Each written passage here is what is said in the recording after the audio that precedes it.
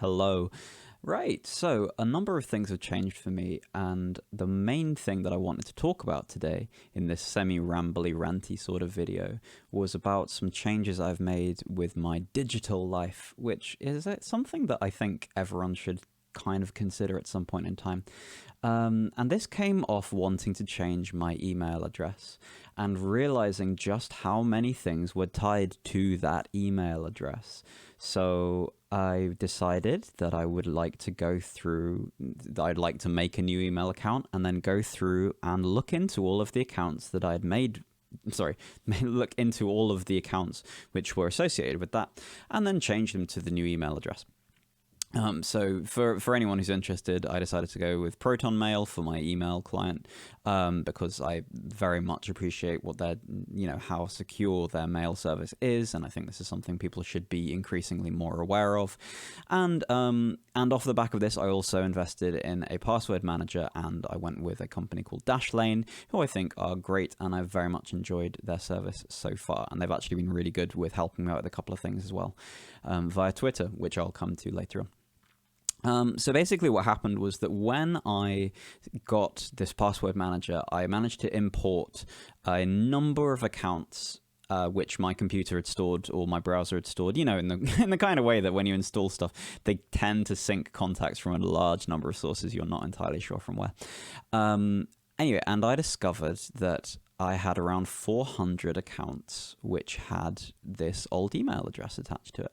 A number of them are duplicates, so we can round that down to 350 quite comfortably. But even so, it was actually completely strange reading through this and having a kind of, a retrospective of my digital life over the past, 10, 15 years, really. I mean, I've had the email account I'm talking about for, probably longer, probably about 2 decades, to be honest with you. And sort of remembering, I logged into that for that one free deal or this particular thing or anything like that.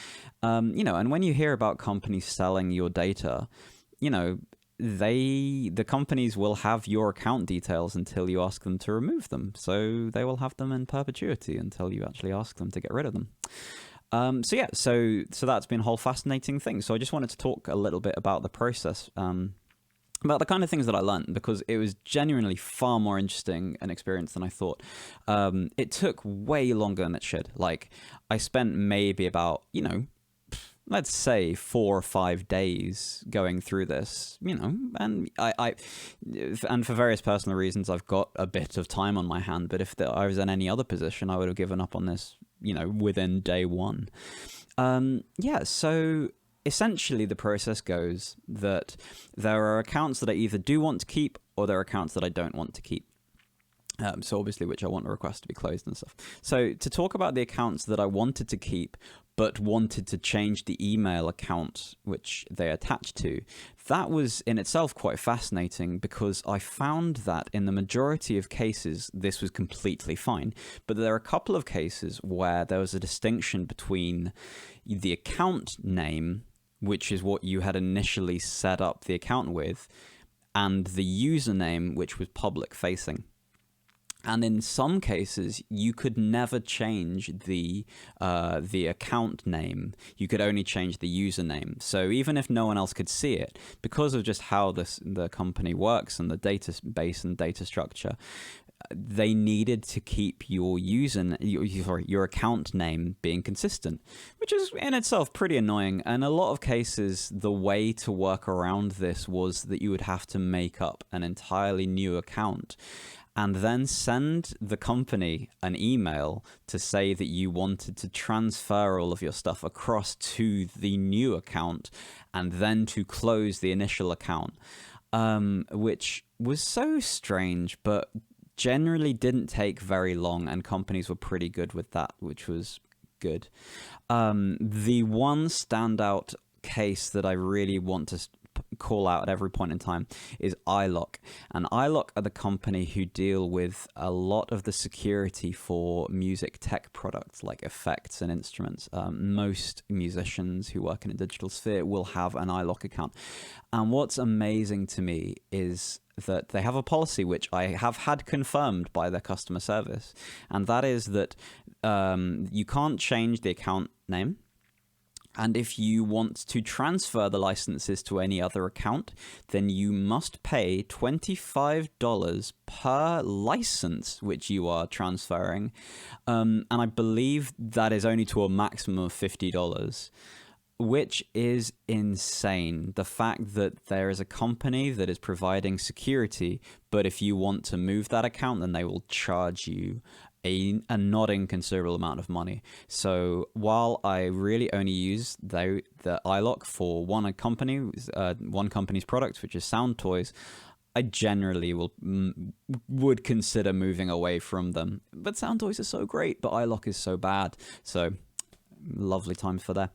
Yeah, but in general, the actual changing of the account details wasn't that difficult. What was difficult and what was fascinating was the closing of these accounts. Now, that was a real voyage of inconsistency and a real exploration into how unstandardized the internet is for these kind of things. So we had a whole range of ways that I could deactivate or delete an account, and in a couple of cases the distinction between deactivating and deleting came up, so I'll talk about that toward the end. And it was fascinating because this ranged from companies like Google quite comfortably going like, you want to delete your account? Fine, hit a delete button. And that's it, so that does exist. Then there are some, which delete your account would be part of the user preferences, the user settings. It might be under security, it might be under privacy and security, and you just always have to hunt through every single site's details. But there are a whole bunch that I just couldn't find anything of. And I started making a Twitter thread calling out companies where I couldn't find their details. And in general, those companies would get back to me in some sort of form. I found that Twitter is absolutely the best tool for getting customer service from places, like way faster than phone calls, way faster than emails. Like, it's so bizarre to me how important Twitter is, or how effective Twitter is as a customer service tool. Anyway, yeah, so in a number of cases, I couldn't see how I would clearly delete these accounts. And then I gradually just stumbled upon the fact that in the privacy policy that most websites have in their footer, like they have a few bits of very, very small text. If you read through the privacy policy, that will cover what is going to be done with your data and how it is treated. And that will generally have the details of deleting your account, which is so... I feel it's one of those things that a certain subset of people go like, yeah, duh, obviously. But I just feel that the majority of people would not look there for things to do with deleting your account. Like, I understand logically how that comes across, and maybe that'll become far more clear as time goes on, but it just felt weird. Anyway, so once I realized this, I went through a lot of those previous accounts that I had called out on Twitter, and found that there were, at least in a number of cases, the privacy details.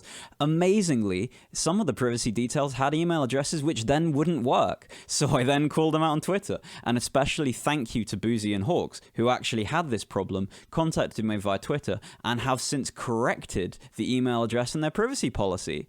So and this speaks to me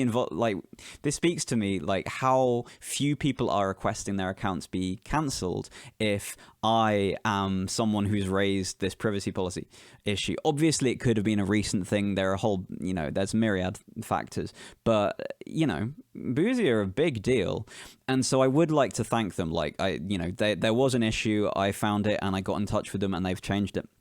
And so that's great. That's all I could ask for future users. That's wonderful. Yeah, so it was so amazingly inconsistent. There are so few details in a number of cases. One company, it was Cakewalk, who've now been bought by BandLab. I would try and go through their cancellation service, and then their email, they say, oh, you've got to send us an email, and then the email form was an under construction sign, and someone else had pointed this out on Twitter, and what it turns out is because Cakewalk had been bought by BandLab, so that was then dealt with, so BandLab were kind of taking care of the Cakewalk stuff, and the Cakewalk site had been left for dust. It was nuts, and so I ended up having to email Cakewalk, and they were like, no, your account doesn't exist. It looks like you've managed to delete it. Like, here is literally a screenshot of me logged into this account. Like, oh, you meant Cakewalk. Yes, you know that it's. Oh yeah, we've closed that account now, and that was just ridiculous. Like, I respect. Well, it was difficult to make head or tail of the thing, to be honest with you. It was so that was very funny. And then had like a couple of the other weird cases were where, due to GDPR, of which I'm not an expert particularly, they requested, companies, when I emailed the company asking them to cancel the account, they would go, oh yeah, you need to send us proof of identification for us to delete your account. So in at least one case, and possibly two, but definitely one, I ended up having to send a scan of my passport for them to then delete my personal data. Like, how is that correct? And the thing is, I'd experienced the whole range. Like, honestly, I cancelled maybe 200 accounts by the end of this. Like, I've been through a lot of weird processes. And some was a click of a button, and some was a whole process. One of them was a chat, like a web chat, and they kept on asking me, so why are you and we kind of almost had to have back and forth, and that kind of, do you really want to cancel your account? I was like, yes, that is exactly what I want to do. And they're like, you sure there's nothing? It's like, oh, I want to cancel my account. And so then there are a couple of weird cases just to round this off. It was just, so in one case, I talked about the difference between deactivate and delete because one company who I had to email to ask to delete my account said, we can deactivate your account, but we can't delete it. So I was like, that's insane. That's crazy. That breaks GDPR. There's a particular thing tied into, the right to forget or the, right to have your data deleted. So this is literally breaking GDPR, and I sent that to any email address of this company I could find, and then got a relatively senior email back going, rest assured we have deleted your account. And it's like, how is this, and I, again, with the best will in the world, I really hope that they then have an internal discussion within the company and are informed that that's not how you treat customers, and that, you can't say we can't delete your account. And then for them to go, oh, okay, fine. It's like, that's insane. Especially for a resource which is so infamously sellable. The price of data outstripping the price of oil, etc. It's nuts. And the very final ridiculous tale of deleting things from an actual online share dealing company who, after being on hold for 20 minutes to get this account unlocked and going through a whole bunch of things, and it was a whole thing, and it took way too long. But then they go like, cool, so we'll cancel your account. That will be dealt with within 90 to 100 days. 90 to 100 days to cancel an account. So that means that there is still one of my accounts outstanding, which is still there. Which is completely insane.